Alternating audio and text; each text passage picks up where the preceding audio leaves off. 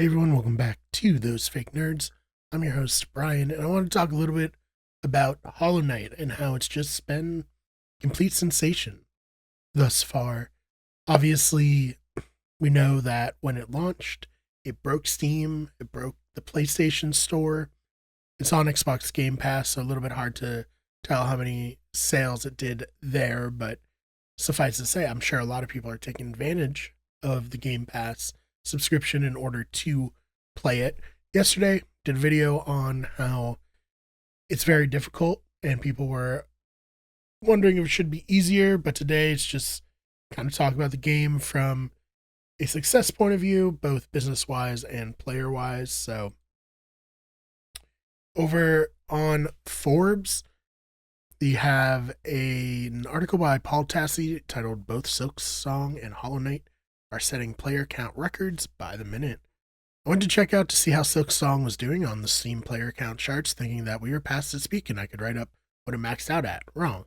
Those numbers are still climbing as we speak, and there's an adjacent story here that also, in this very moment, the original Hollow Knight is hitting new max highs right now.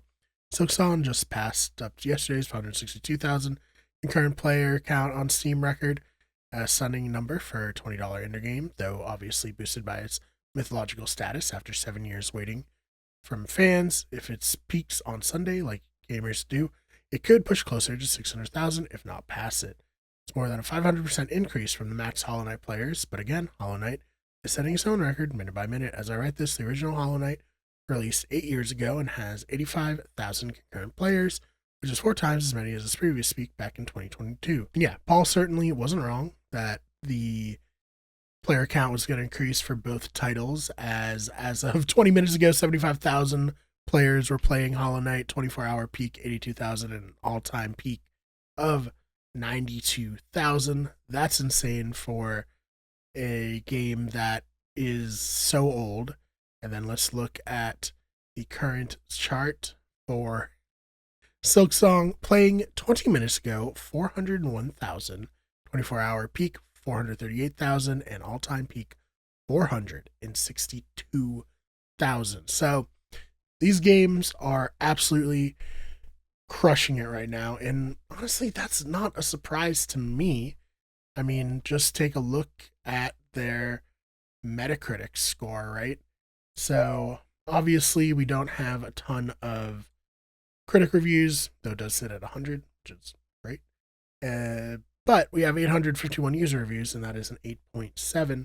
I think an also big part of the success of Hollow Knight is, one, obviously, the first game was very popular.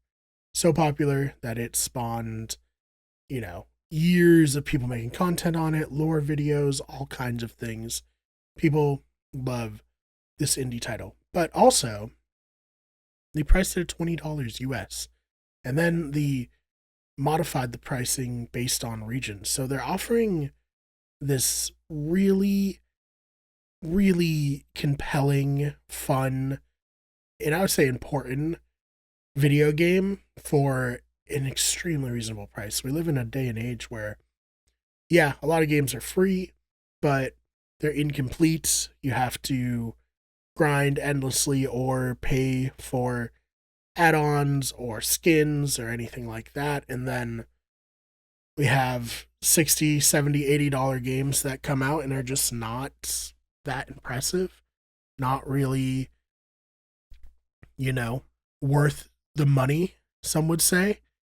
And then we have a game like Hollow Knight, which took a long time to come out, built up the hype, and then when it came out, it's working very well.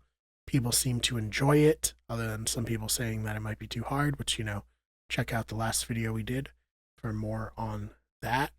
But overall, it's just like a great example that when you are a team that is not owned by these larger companies and forced to wring every single last penny out of your players, you can offer a great product for a reasonable price and you'll still be successful. I think we've lost that just generally in life, but certainly in video games. So it's always good to see a team that's independent have such a successful run here, and I'm really happy for one of the developers, but also all the fans who waited this long and are seemingly being met with a title that they hoped it would come out. They hoped that it would be so good, and it seems like it's so good. So, have you played Hollow Knight Silksong? What are your thoughts on it so far?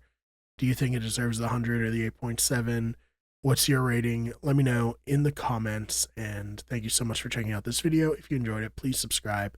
Check out the main channel, Wicked Everything, as well as our podcasting channel, Better Radio. And I'll see you in the next one.